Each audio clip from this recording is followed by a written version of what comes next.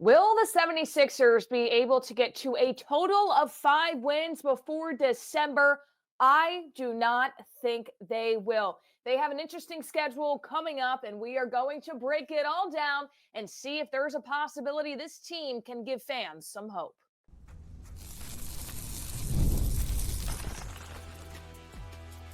You are Locked On 76ers, your daily Philadelphia 76ers podcast, part of the Locked On Podcast Network, your team every day. What's going on, everybody? You are Locked On with Philadelphia 76ers. I'm Kayla Santiago along Keith Pompey each and every day. Here, today's episode is sponsored by Prize Picks. Download the Prize Picks apps today and use code Locked On NBA and get $50 instantly when you play $5. You don't even need to win to receive the $50 bonus. It's guaranteed. Prize Picks, run your game. So the Philadelphia 76ers, they have 5 games before December hits and they get into that schedule. Can they get to a total of 5 wins before that happens? I do not think so. And we're going to break it all down. So looking at the schedule ahead, you have the Grizzlies coming up as the next game. Then they take on the Nets at home. Then you play the Clippers. Then you play the Rockets. And you finish out the month of November playing the Pistons.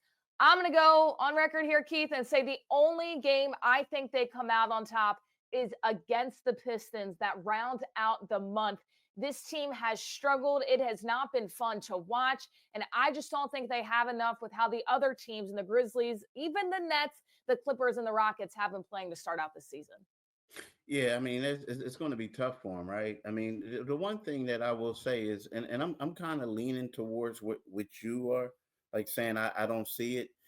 The only thing is, I guess the big thing is Tyrese Maxey coming back, right? You know, Joel Embiid, how is he going to play?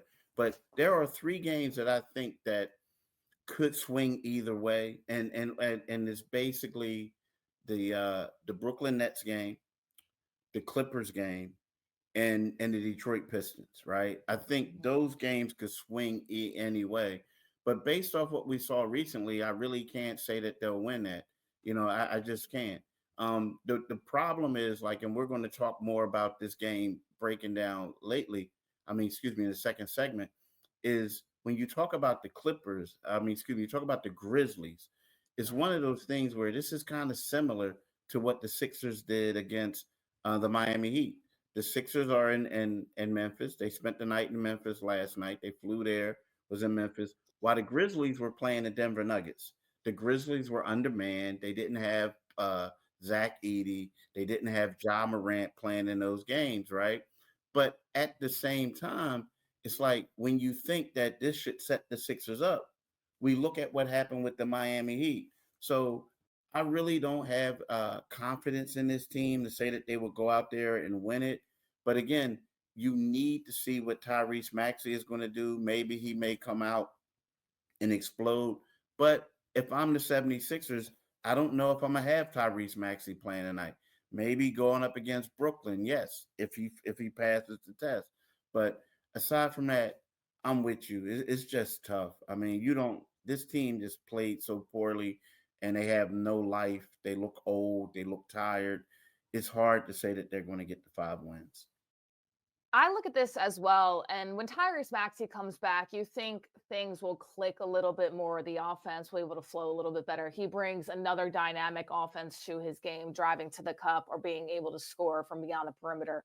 But what I see right now is how well Jared McCain is playing. He's been the best player for the Philadelphia 76ers so far this season. How is that going to fit in with Tyrese Maxey? And I think that is going to take some time. The chemistry is nowhere to be found on this team. We've touched on identity. Where is that at?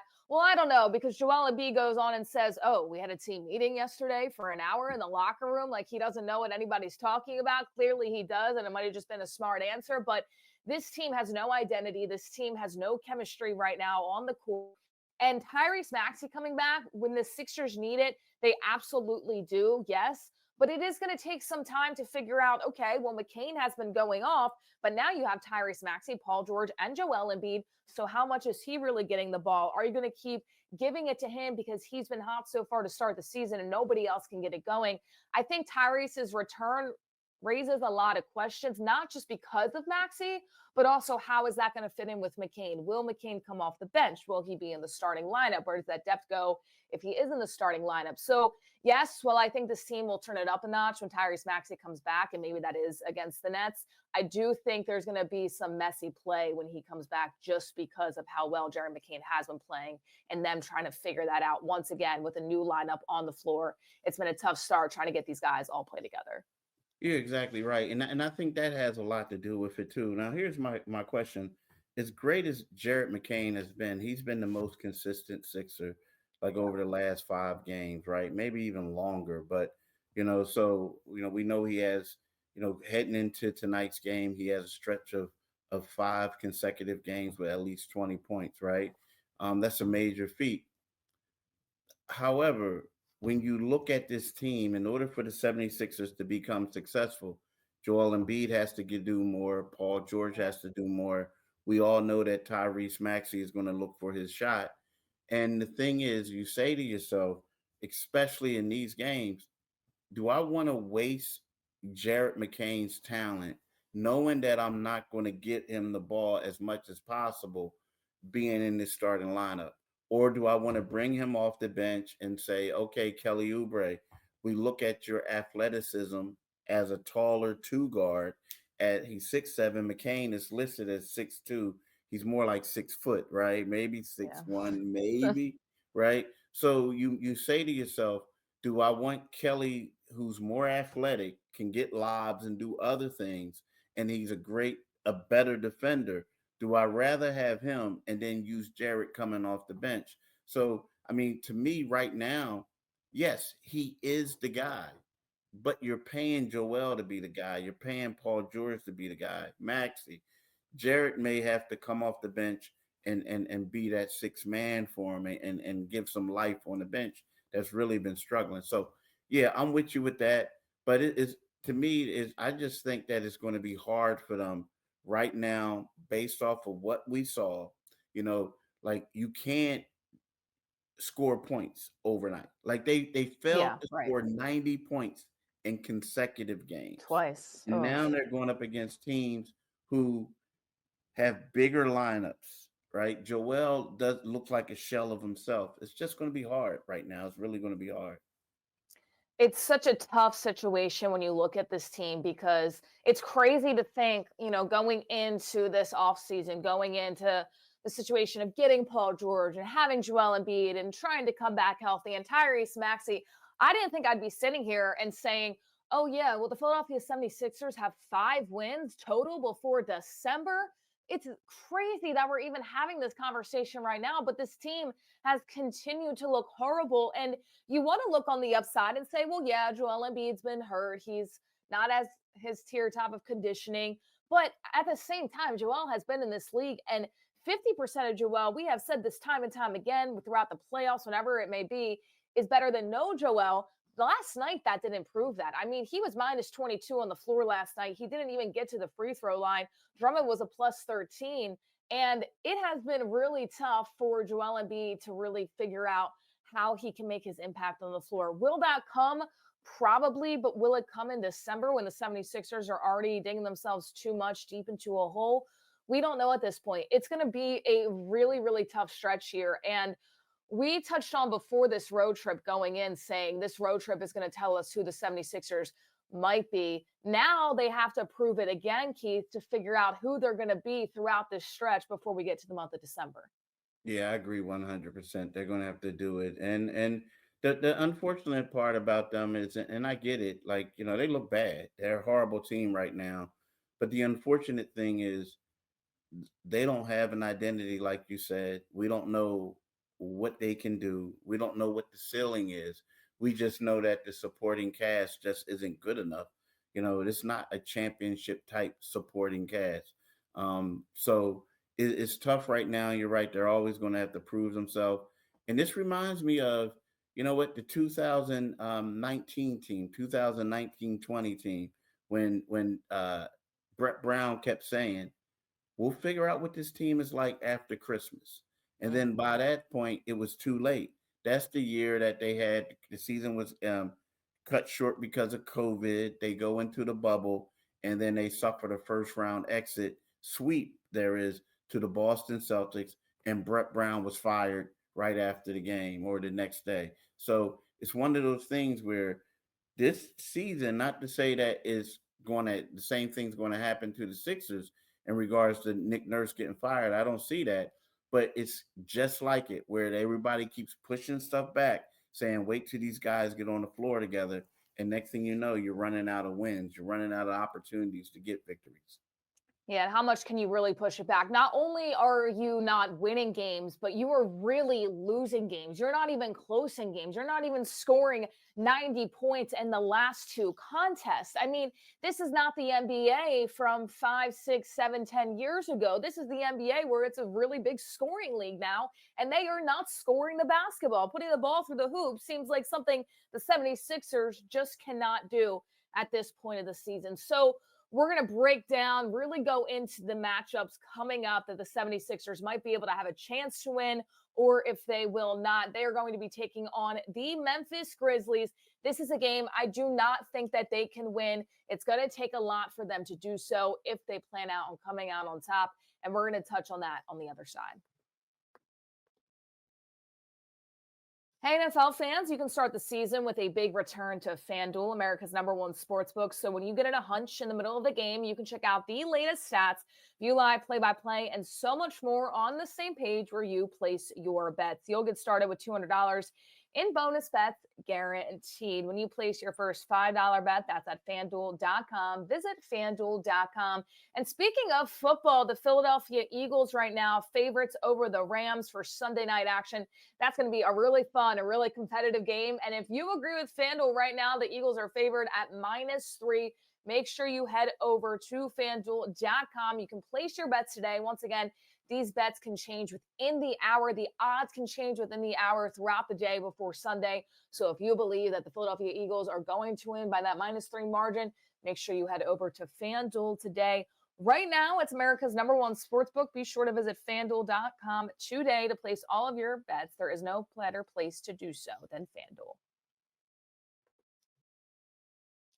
All right, so the Memphis Grizzlies and the Philadelphia 76ers, 8 p.m. tip-off on Wednesday. We'll see if Zach Edey is going to be out there. But my thought process around this is just looking at Zach Edey's numbers right now.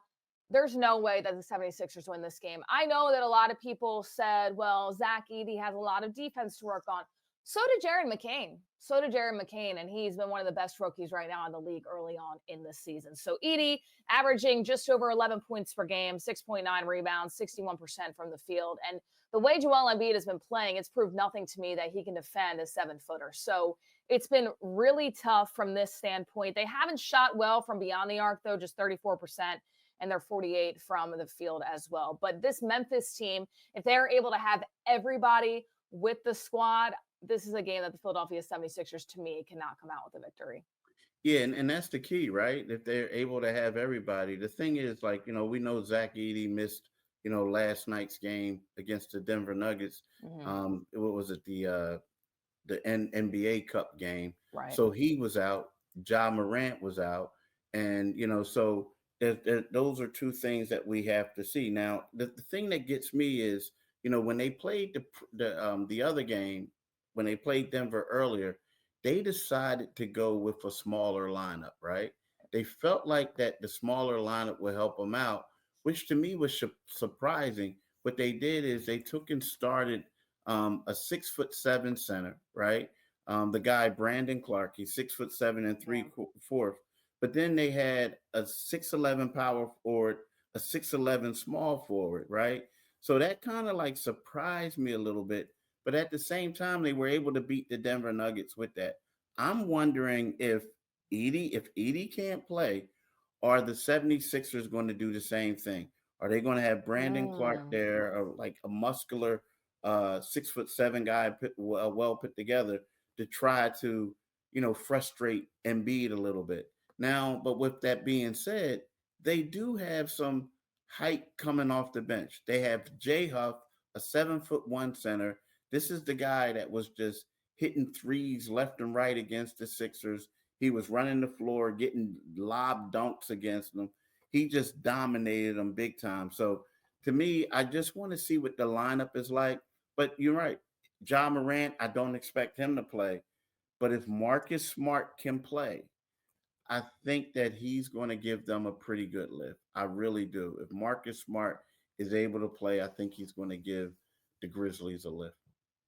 I just don't think the Philadelphia 76ers have the mentality right now to be able to come out and beat a team like the Grizzlies, whether they have Ja, whether they have 80 or not, when you look at it. Now, the Grizzlies schedule has been tough. I mean, you're playing the Joker, the best center in the league right now, so that can't be easy. And then you go on to play Joel Embiid. And it's interesting because when we had this conversation earlier in the week saying, where can the Sixers maybe pick up some wins on this road trip? This was a game that I thought maybe they could just because the stretch that the Grizzlies had. Well, I don't have any more confidence until the Philadelphia 76ers show me something because they haven't scored 90 points in the last 2 games. So when I look at this right now, it's saying, okay, maybe, as you alluded to, if they don't have Edie, the 76ers are still going to have some trouble. I don't think Tyrese Maxey comes back yet for this game, but maybe that's a conversation they have because the 76ers have looked so terrible. Either that, or maybe whatever Nick Nurse said in the locker room for an hour before he talked to media against the other game coming in for the Philadelphia 76ers, maybe that will click for these players. I don't really know, but at this point, they have shown us nothing to be able to say, okay, they're going to take down the Grizzlies, and this is going to be a promising victory for the Philadelphia 76ers.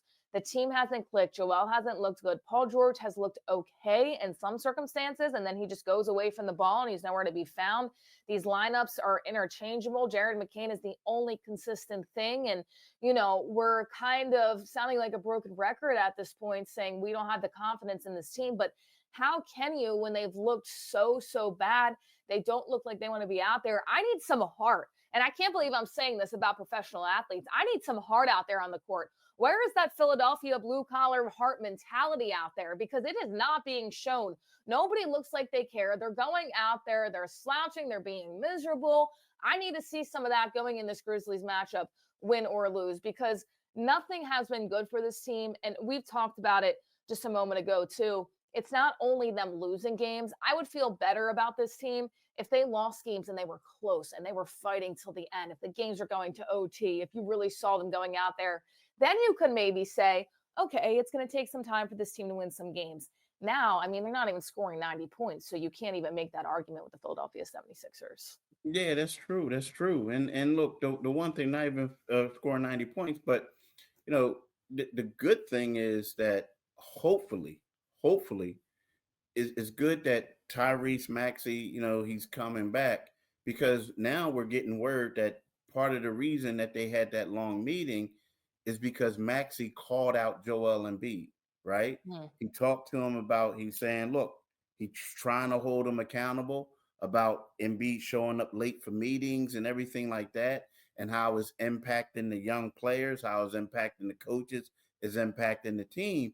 So you know what? Maybe this could be something that elevates them, right? Maybe Maxey is showing this leadership that's going to help him out.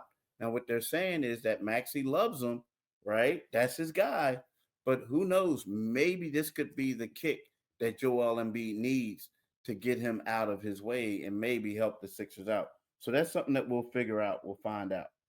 Yeah, and how the tables have turned, because how many times have we said, well, when Joel's done, this is going to be Tyrese Maxey's team when Joel is no longer in his prime. And now Tyrese, we said, what leadership is he going to have? How is he going to be that leader? He's calling the big fella out. And whether you are best friends with him or not, you're also working professionals. It's just like a normal job. If your colleague is not picking up their weight, your coworker is not doing their thing, and it's really diminishing your team's value and how you're going to get things done, you're probably going to say something, right? Because you're a team. At the end of the day, you have a job to do and you're working to get things done. It is the same thing in this situation. And I am so glad that Tyrese Maxey stuck up for the team, because it's not only sticking up for Tyrese, it's sticking up for all these other guys. Because how does it look when you're a leader, when your franchise player is going out there, showing up late to meetings, not being able to give his all at any given moment, and he's not even looking to play out there? What does that say for the rest of the team? What does that say for a rookie like Jared McCain that got to this team and was drafted and is balling out? And it's like, well, the franchise player is not giving a crap at all what's going on with this team. what is happening here? I mean, I love this from Tyrese Maxey, and we just are getting this in this moment. So I love it. I think it's great, and I need more of this from Tyrese because this is exactly what the 76ers need to play better. Yeah, it's exactly what they need to play better. But at the same time, I hate to say it, this isn't what I want to hear. And we could talk more about this the next segment because I know you got stuff to do. But this isn't something that I want to hear coming that a guard who, don't get me wrong, a max player himself, an all-star, but you don't want to have to hear that he has to tell the franchise player that Yeah. you have to be on time for meetings and how it's impacting the team. Because Joel Embiid was supposed to be the guy, once he came back, everything was going to get right. And now it seems like his actions are having a negative impact on the team. I just something that you just don't want to hear. And how does Joel Embiid react to this? How will he react to this? Well, we're going to see it against the Memphis Grizzlies, but we're going to touch on that a little bit more and also really the rest of the stretch coming up for the Philadelphia 76ers, because right after the Grizzlies, it is the Brooklyn Nets, so on and so forth. And can they get to 5 total wins on this season before we get to December? I don't think so. We're going to keep on breaking it down. Don't go anywhere. And of course, we have to tell you about Prize Picks here on Locked On 76ers. Prize Picks is the best way to get action on sports in over 30 states, including California, Florida, Georgia, and Texas. Prize Picks is the only real money daily fantasy platform with an injury insurance policy, so your lineups stay in play. Make sure, even if one of your players gets injured, if your player leaves in the first half, doesn't return, Prize Picks keeps your lineup live. Prize Picks is the best place to get the real money sports action. Just over 10 million users sign up today. Prize Picks invented the flex play as well, which means you can still cash out if your lineup isn't perfect, and you can double your money even if your picks don't hit. Download the app today and use Locked On NBA to get $50 instantly after you play. Make sure you go and head over to Prize Picks today.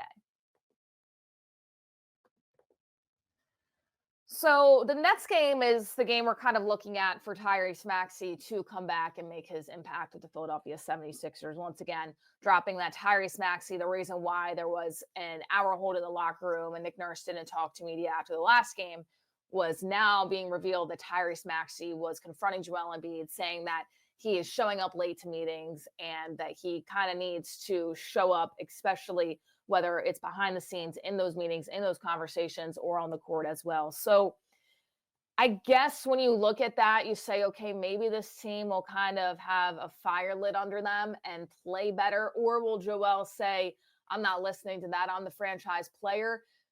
Real quick before we get into the Nets, I want to break this down a little bit more because it is just coming out.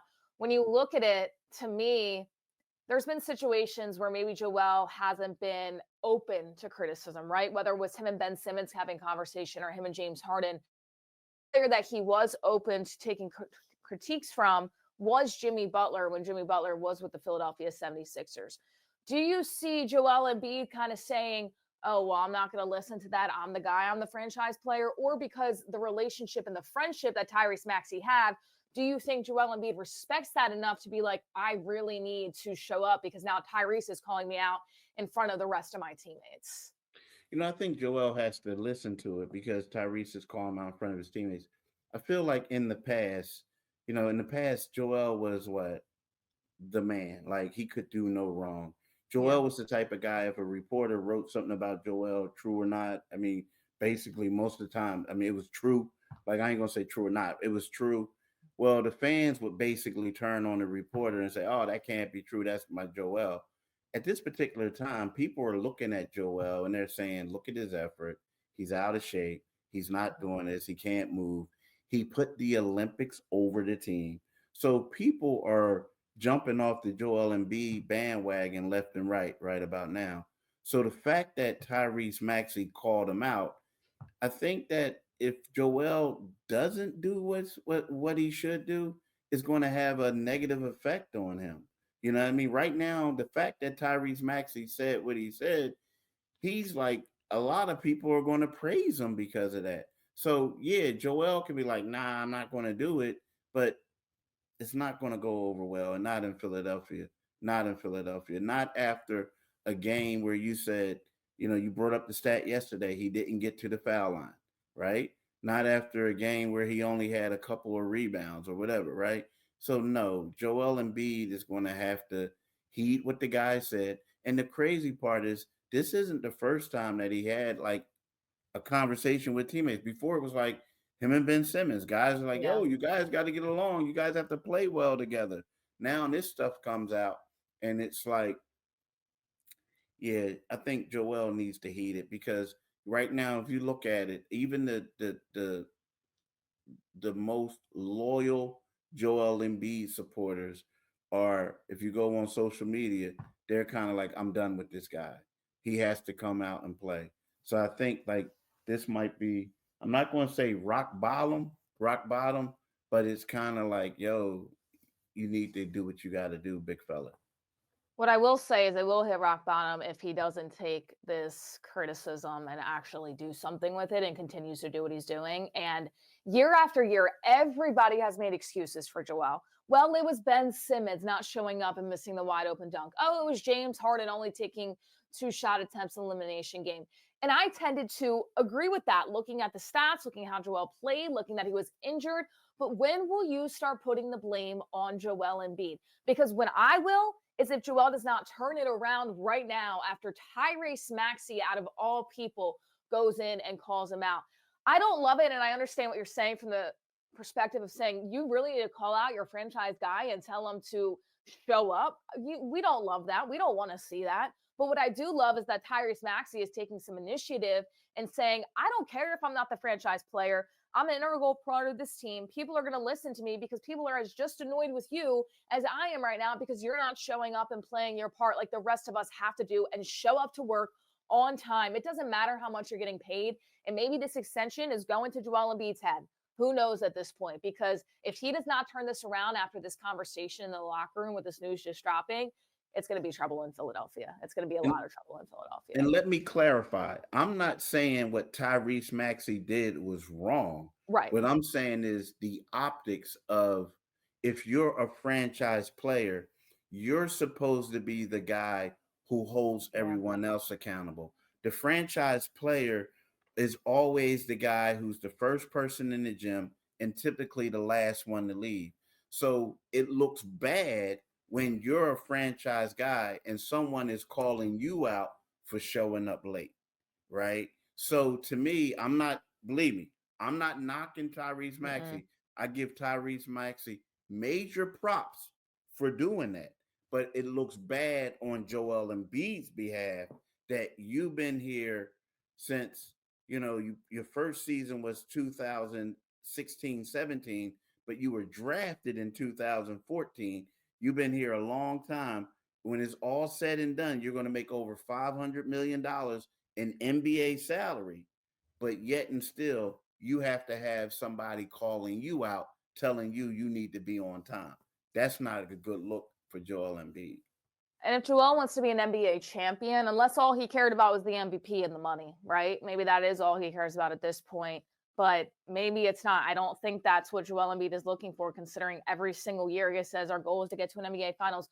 Go have a conversation with LeBron James. Go have a conversation with Jokic. All of these guys that had to show up early to meetings when they maybe didn't want to, that were in the gym earlier than everybody else. Go talk to your bestie and Jimmy Butler, because he does the same thing. Yeah, he's not an NBA champion, but at the same time, he shows up to work. He's there in the morning. He's there late at night. This is what you have to do to set yourself apart if you want to win an NBA championship. And right now, Joel just hasn't done it. So that news is surprising, but good in the fact that Tyrese is saying something and somebody's holding Joel accountable, but bad in the fact that your franchise player needs Tyrese Maxey to say something to him and can't take his own accountability early on in the season. So with that being said, we're going to take a look at the rest of these games here, because it's a crazy moment to analyze and watch this team right now. So the 76ers, after the Grizzlies, they're going to play the Nets. Then they're going to go to the Clippers, the Rockets, and the Pistons. I do not think that they're going to win any of these games besides against Detroit, unless Tyrese comes from the Nets. And I say that really quickly because the Nets lost to the Celtics in OT just by 4. They took the Knicks down to the wire. They lost by 2 in the first time they played the New York Knicks. Beat the Grizzlies both times. Cam Thomas has been averaging 24.6 points per game. Nick Claxton, 7.7 rebounds. And also, they took the Nuggets to overtime. Schroeder had 28 points. Jokic and the Nuggets were only able to just skate by the Brooklyn Nets. The Clippers, I think they come out with the victory. The Rockets with Jalen Green, I think they seal the deal. And then the Pistons, I think the 76ers can win that game before the December schedule. Yeah, to me, it's like I keep going back. Like keep thinking if depending on how Maxey plays and what happens. I mean, I keep thinking there's 3 games that can swing either way, right? Mm-hmm. And I keep saying it's the Brooklyn Nets, the Clippers, and Detroit. But the more I think about it, there's going to be one game that I think that they'll win, and I hate to say it, but I think that they'll probably win if Maxey comes back. I think they'll beat Brooklyn. I don't see them beating the Clippers. I think it can swing either way, but I think the Clippers are going to end up winning that game. I think that Houston is just too much for them, and then they're playing well. And then I think that, and it's crazy for me to say this, but I think they go to Detroit and lose that one. And the reason why is because this is crazy. Like Detroit typically plays the Sixers well in Detroit. Like there's been many times I went to Detroit and I was like, oh yeah, the Sixers are going to boat race them. And I came away shaking my head like, how did they lose that game? I mean, so it could swing either way. Like I think they could win 2 of them, but something is telling me that people are going to go to Detroit expecting the Sixers to win and they lose. We're not being holly and jolly for the month of December. We're not. It's just not happening. We're not getting the holiday spirit. We're getting the November blues here and going into December. I mean, this is going to be a tough stretch for the Philadelphia 76ers. And we thought that the stretch that would really tell us about this team would be the road trip. Well, now they have another opportunity to show us what they can do. And it's crazy that we're even saying they need a whole nother stretch to be able to see what they can do. But will they get 5 wins before the month of December? We're talking 5 total wins. I do not think so. We are going to have to wait and see. So the Philadelphia 76ers taking on Memphis Wednesday at 8 p.m. We'll see if Zach Edey and company are ready to go against Joel Embiid and the Philadelphia 76ers. Well, thank you all so much for tuning in to Locked On 76ers. For Keith Pompey, I'm Kayla Santiago saying so long, and we will see you all next time.